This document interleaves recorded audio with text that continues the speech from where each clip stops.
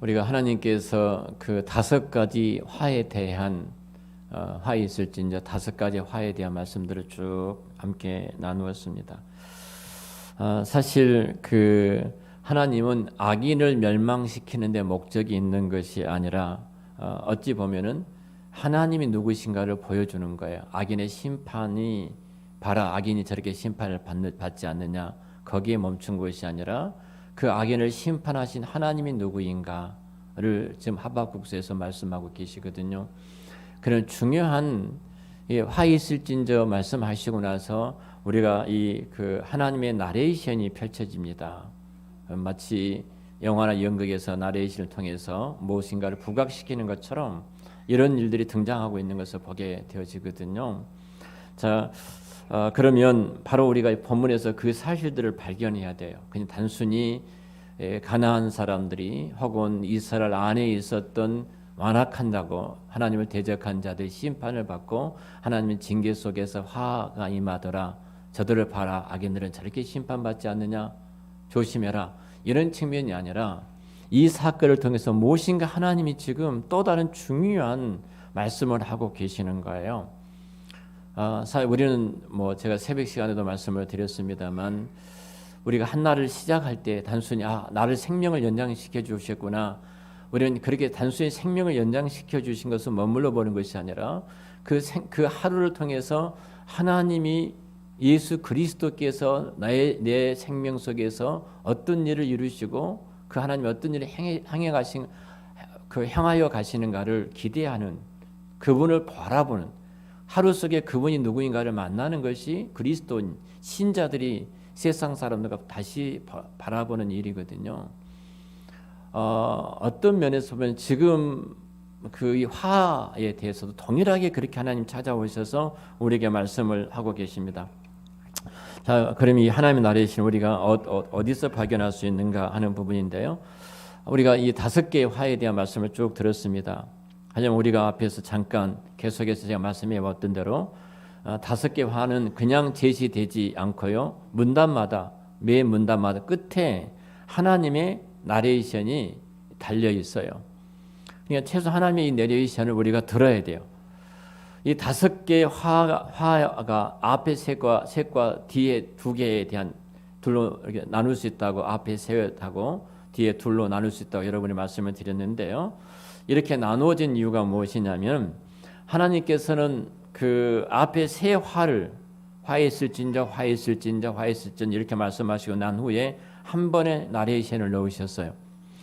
그리고 2화를 이렇게 말씀하시고 난 후에 또 한 번에 나레이션을 놓고 계셔요. 그러니까 우리는 이 화를 말씀하시고 나서 하나님이 나레이션을 넣으셨는데 우리는 이것이 무엇을 의미하는가를 알아야 돼요. 우리 그리스도인들은 이 땅에 펼쳐진 것만, 현상만 보는 것이 아니잖아요. 그 현상 이면에 하나님이 일하심을 보거든요. 오늘 우리 시엠 목사님이 이 고백을 하시더라고요. 참 감동을 받았습니다. 그 감동이 뭐냐면 당신이 중국에서 추방된 지가 3년이 됐습니다. 딱 만 3년이 됐더라고요. 근데 어느 분이 이제 말씀하신 거예요. 중국에 있는 모든 성도들은 한 150명, 200명의 성도들이 목회를 해왔는데 그 모든 목사님 그분들은 모두가 다 목사님 잊었습니다. 이제 더 이상 그곳에 있는 성도들에 대해서 생각하시면 안 됩니다. 그리고 당신이 자기들이 다 흩어져서 각기 자기가 섬길 교회로 다 돌아가고 없습니다. 근데 그 목사님이 그 목숨을 내걸고 함께 중국에서 신앙생활을 했던 그 공동체의 지체들이 나를 다 잊었다. 얼마나 충격이겠습니까, 여러분? 큰 충격이 그의 마음에 임했는데 너무나 이제 섭섭하죠. 서운하기도 하고. 근데 갑자기 기도를 하는데 성령 하나님께서 모두가 다 너를 잊었을지 난 너를 잊지 않고 있다. 나는 너를 잊지 않고 있어. 내가 누구냐? 이 말씀을 주시는데 막 폭포수처럼 눈에서 눈물이 나더라는 거예요. 그래 모두 다 나를 잊어도 괜찮다. 그 나를 잊지 않는 분이 계신다. 누구예요? 하나님이 잊지 않고 계신다. 근데 갑자기 한 통의 전화를 받은 거예요. 그리고 하는 말이 3년 전에 있었던 그 성도 가운데 한 사람이 목사님 참 코로나 때 힘이 드시는데 제가 매월 목사님 통장으로 돈을 좀 넣어드리겠습니다. 이러더라는 거예요. 그리고 통장번호를 가르쳐 달라고. 그러면서 하나님이 잊지 않고 계신 것을 이 성도를 통해서 내게 지금 증명해 주고 계시구나. 그러니까 목회가 너무너무 행복하다는 거예요. 오늘 우리 모임에서 이런 말씀 나누는데 그 미국에서 10년 목회하고 오셨던 그리고 한국에 한국에 이제 귀국할 수밖에 없으셨던 목사님이 계셨는데 참관을 좀 하겠다. 참관하셨어요. 참관하셔서 마지막 이제 끝나는 무렵에 목사님 참석하셨으니까 저는 알지 못한 분입니다. 그래서 한 말씀 해보시죠. 그래서 이 말씀 하시더라고요. 아까 이야기했던 거 한국 교회가 이렇게 힘들고 이렇게 힘들고 이렇게 힘들고 와서 또 들어보니까 너무너무 척박하고 어둡고 내가 무엇을 해야 될지 모르겠다. 아무런 막막하더라는 거예요. 그래서 내가 텐트 메이커를 해볼까? 그리고 본인이 번역을 많이 하셨더라고요. 미국 가시기 전에도. 뭐 등등도 많이 생각을 하셨던 분이더라. 무엇을 해볼까? 앞에 잡힌 것이 없어요. 그런데 딱 하신 말씀이 엠마오로 가는 두 제자의 떡을 뗄 때 눈을 열어주셨던 것처럼 내가 이 공동체 와가지고 하나님이 내 목양의 눈을 열어주셨습니다. 이 고백을 하시더라고요. 무슨 말이냐면 우리는 단순히 우리 안에 일어나는 어떤 현상만 바라보는 것이 아니라 그 현상 이면에 하나님이 어떻게 일해가고 계신가, 하나님 그분을 보는 거예요. 내 실력과 내 능력이 아니라 내 앞에 나타나는 어떤 일이든지 간에 신자는 그런 사람들이에요. 세상이 보지 못한 것을 보는 사람이고 세상이 알지 못한 것을 아는 사람들이 우리들이거든요. 모든 사람들이 안 된다 할지라도 우리가 안 되는 그 위에 계신 하나님이 누군가를 만나는 순간 어떻게 돼요? 아무것도 아니구나. 오늘 한 목사님이 전화가 왔어요. 이런 말씀 하시더라고요. 모든 사람들이 일본 선교는 선교사의 무덤이다. 이렇게 다 세뇌가 된 거예요. 선교사들의 무덤이다. 그래서 이 목사님이 이 선교사님들 집회를 인도하시면서 그렇게 했다고 그래요. 누가 지어낸나지는 모르지만 내가 일본에 와보니까 선교사의 무덤이라고 말하는데 그게 사단의 소리지, 마귀의 소리지. 그것이 무슨 예수님의 소리냐. 마귀의 소리 붙잡혀가지고 일본의 선교사, 한국에 온 선교사들은 무덤이다고 선교를 할 수 없다고 말하는 것이 십자가에서 죽으시고 부활하신 주님을 믿는 선교사라면 어떻게 그런 말에 크게 귀를 기울여야 되느냐.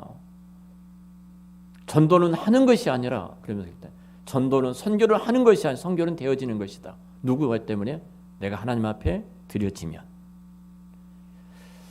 그래서 그 말씀을 하셨던 말씀을 저에게 오늘 이렇게 하시더라고요.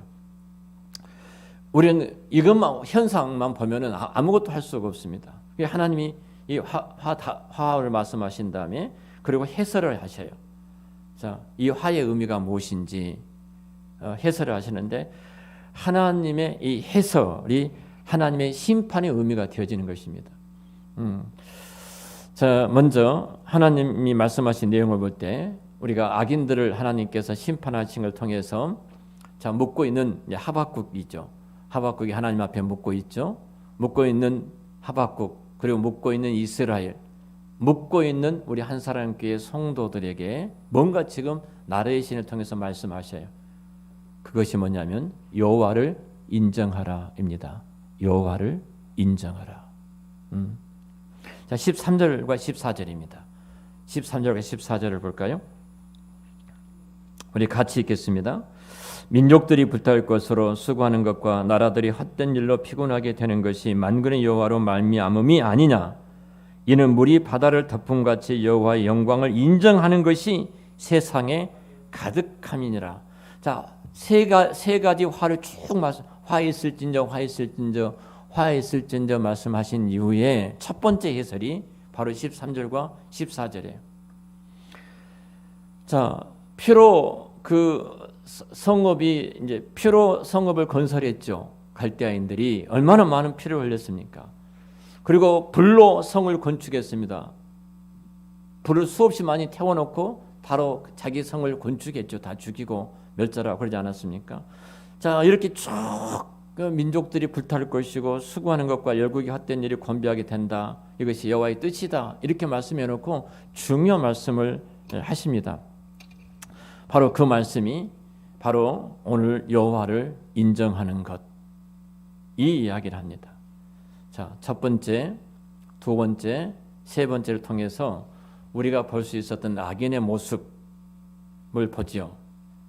자, 악인의 모습이 자기 자신, 자기 집, 자기 성읍 위에서 노력을 합니다. 철저하게 노력을 해요. 자기를 높여서 교만하게 되고 자기를 으뜸의 자리에 두고 피와 불의의 뒤를 이어서 얼마만큼 많은 사람들을 죽이고 노력한지 모릅니다. 그런데 13절에 하나님은 너희가 그렇게 애써 노력하고 수고하는 이 모든 것들이 불탈 것이고 헛된 일이 될 것이다. 이것이 나의 뜻이다. 이렇게 말씀하거든요. 자, 생각을 해보십시오. 여러분, 악을 행한다고 해서 여러분 악을 행할 때에는요, 도모가 없이 이 악을 행하는 것이 아닙니다. 여러분, 사기를 치려고 해도 굉장히 머리가 좋아야 합니다. 그냥 사기 치는 것이 아니에요. 그래서 머리 좋은 사람들이 사기를 치는 겁니다.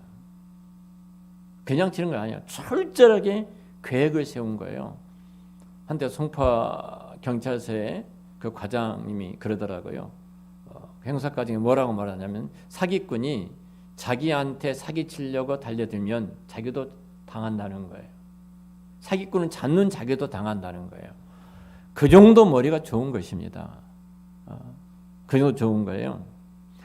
여러분, 칼로 다른 사람들을 압도하려 한다고 해서요, 그냥 칼로 다른 사람을 압도한 것이 아닙니다.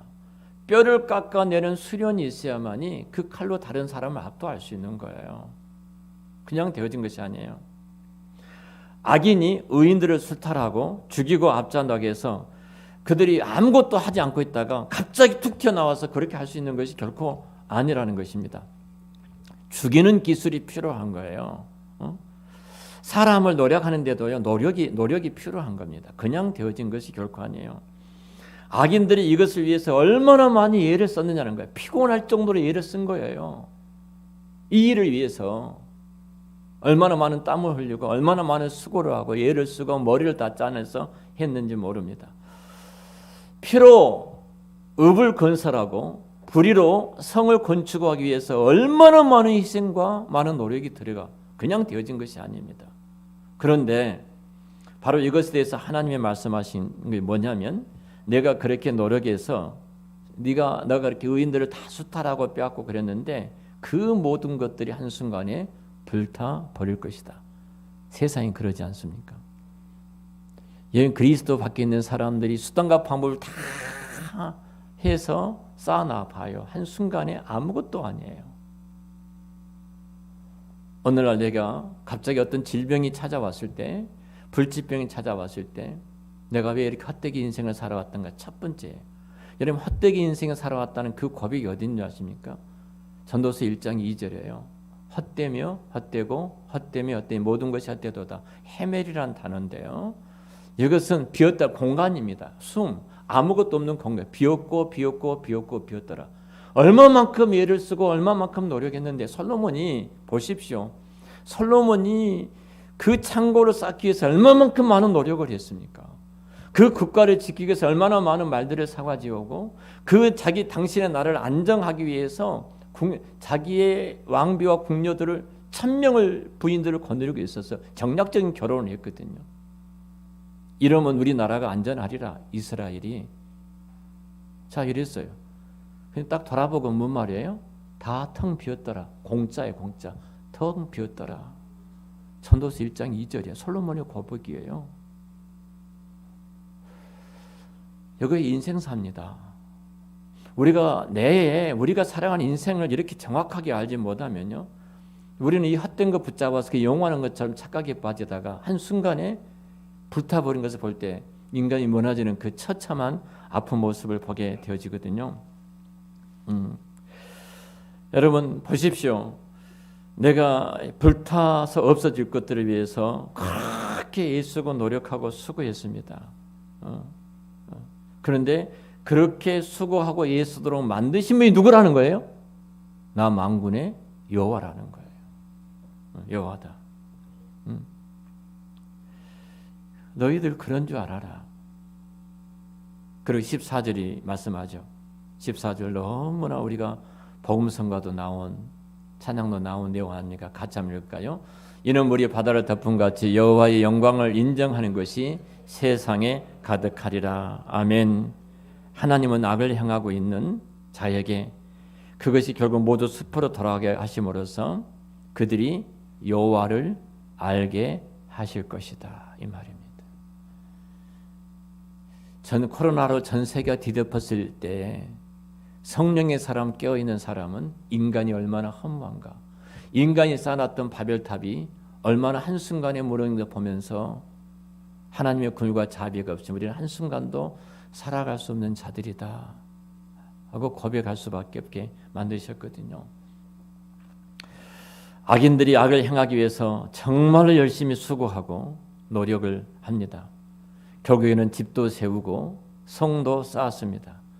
근데 하나님은 그것을 일순간에 다 불타버리게 하심으로써 저들 마음 깊음 속에 있는 그 모종의 어떤 그 불안감 있었잖아요. 인간은 그렇게 불안하니까 이렇게 쌓아가는 거잖아요. 내성을 더 견고하게 쌓아가는 거잖아요. 근데 이것이 악한 일인데 나중에 무언가 잘못되지 않을까 그런 불안감이 없었겠습니까? 그 불안감 모종에 그렇게 쌓아놓는데 그 마음속에는 뭔가 한순간에 잘못되지 않을까 그런 생각에 그렇구나 하게 하신다는 겁니다. 그렇구나. 우리도 깨어 있어야 돼요. 정말 우리 깨어 있어야 됩니다. 우리 천벌을 받는다는 표현이 있죠. 천벌을 받는다. 악인이 득세하고 약한 자들을 후리고 그러면서 떵떵거리며 살아갈 때 그 당시에는 악인이 뭔가 대단한 것처럼 보일지 모릅니다. 그런데 그 악인이 어느 날 갑자기 와장창창 이렇게 망하고 거짓거리 되었을 때 사람들이 뭐라고 말을 해요? 이렇게 말해요. 천벌을 받았다. 이때 그 악인을 생각하는 것입니다. 이때 우리는 그 악인을 생각하는 거예요. 악인도 내가 나쁜 짓을 했더니 하나님이 내게 벌을 내리셨구나. 결국 악인도 몰락을 통해서 하나님을 발견하게 된다. 온 땅에 바다 물이 덮은 것처럼 그렇게 하나님을 인정하게 될 것이다. 온 땅에 코로나가 덮을 때 인간이 얼마나 무지하고 연약한가. 눈에 보이지 않는 그 바이러스로 인해서 1kg도 안 되는 바이러스가 전 세계를 뒤덮어 사람을 꼼짝 못하게 만들었을 때 우리는 하나님을 인정하는 거예요. 하나님을. 악이 망하게 되는 일을 통해서 하나님 자신을 알리십니다. 나는 의로운 여호와다. 그러므로 악이 절대로 득세하지 못할 것이다. 하나님 우리를 알고 계시고 우리를 보고 계시고 우리와 함께 계신 하나님이십니다. 이 악인의 멸망을 통해서 우리가 발견해야 될 첫 번째 교훈은 하나님은 악인의 멸망을 통해서 우리에게 무엇을 말씀하고 계신가? 무엇을 말씀하고 계신가? 그 대답이 하박국의 애끓은 그 질문에 이어진 대답이 뭐라고 하세요? 하나님 의인이 핍박을 받고 있어요. 악인은 강하고 번성하는데 왜 하나님 보고만 계십니까? 왜 보고만 계십니까? 의인들은 어쩌란 말입니까? 왜 하나님 잠잠히 계십니까? 정말로 살아 계십니까? 왜 하나님 아무 말씀도 안 하고 계시고 개입도 안 하고 계십니까? 여러분, 그는 하나님 분명히 의로우신 하나님이십니다. 그렇기 때문에 하나님은 갈대아를 벌 주신 것을 통해서 하박국에게 말씀하고 계셨고요. 온 세상에 말씀하고 계십니다. 나는 의로운 하나님이다. 그래서 이 첫 번째 해설, 첫 번째 나레이션이 하나님이 무엇이라고 말씀하셔요? 지금 갈대아가 세상을 얻은 것처럼 보일 것이다. 그래서 너희가 나에게 공의롭지 못하다고? 하나님은 살아계시냐고? 살아계시면 이렇게 잠잠히 계실 수 있느냐고? 응? 너희들이 그렇게 생각하고 있다마는 그러나 기억해라. 악인은 필히 멸망할 것이다. 그때서 너희는 알 것이다. 하나님께서 저들의 수고를 수포로 만드셨군요. 하나님께서 저들의 모략들을 다 어그러지게 만드셨군요. 이때 14절 말씀이 이루어지는 것입니다. 뒤에죠. 물이 바다를 덮은 같이 여호와의 영광이 인정하는 것이 세상에 가득할 것이다. 하나님께서 이 5가지 화를 통해서 말씀하시는 바는 단순히 권선징악이 아니에요. 인과응보가 아니다는 겁니다. 이 5가지 화를 통해서 하나님은 당신을 변호하십니다. 하나님의 의로우심을 온 천하에 내가 알리겠다.